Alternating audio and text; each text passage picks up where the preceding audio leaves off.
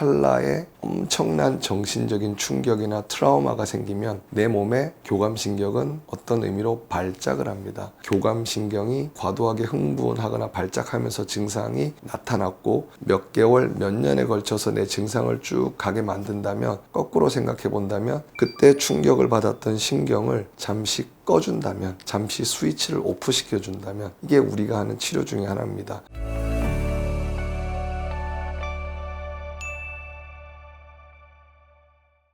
자율신경 실조증 환자분들이 많이 하시는 말씀 중에, 처음에는 한두 가지 증상으로 시작을 해서 정말 도미노처럼 뭐가 뭔지 모르게 하나씩 증상이 생기다 보니까 정말 어느 병원을 가서 어떤 치료를 하고 어떤 약을 먹어야 될지 막막해서 자포자기하고 싶은 생각이 든다, 또는 뭘 어떻게 해야 될지 몰라서 감당하기 힘들다라는 표현을 하고, 그런 분들이 사실 삶의 의욕도 떨어지고 자포자기를 하거나 이런 경우가 많이 있습니다. 이런 때는 이 증상 하나하나 따라가면서 치료를 할 게 아니라, 이런 공통된 증상의 원인이 뭔지를 파악해서 그 공통된 증상의 뿌리를 치료를 하다 보면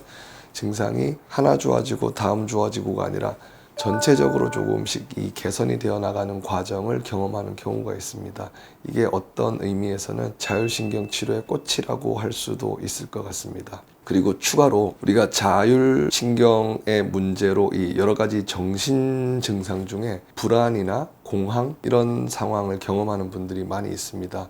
근데 실제로 보면 멀쩡하게 잘 지내다가 한순간에, 특정 순간에 특정 이벤트로 인해서 잠시의 정신적인 충격이 5초, 10초가 될 수도 있고 1, 2분이 될 수도 있고 10분, 20분이 될 수도 있지만, 이 길지 않은 1시간 미만의 엄청난 정신적인 충격이나 트라우마가 생기면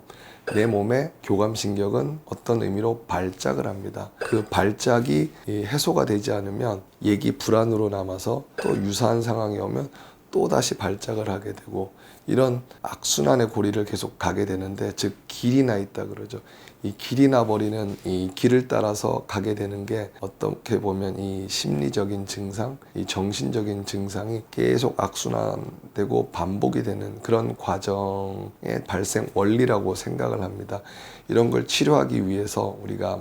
신경안정제나 이 항우울제를 먹지만, 약을 먹을 때는 증상이 좀 줄어들 수 있지만 약을 먹지 않으면 오히려 더 불안해지기 때문에, 그래서 약을 끊고 나면 또 심해져서 또 약을 먹고 계속 약을 먹게 되는데, 장기적으로 보면 이 약으로 의지를 하는 것은 한계가 있습니다. 이런 과정에서 이 자율신경 치료를 하게 됐을 때 어떤 원리로 공황이나 불안이 좋아질 수 있냐고 여쭤보는 분들이 있는데, 저는 이런 표현도 합니다. 공황이나 불안이 시작될 때 잠시 몇 분, 찰나에 내 교감신경이 지나치게 과도하게 흥분하거나 발작하면서 증상이 나타났고 몇 개월, 몇 년에 걸쳐서 내 증상을 쭉 가게 만든다면, 거꾸로 생각해 본다면 그때 충격을 받았던 신경을 잠시 꺼준다면, 잠시 스위치를 오프시켜 준다면, 이게 우리가 하는 치료 중에 하나입니다.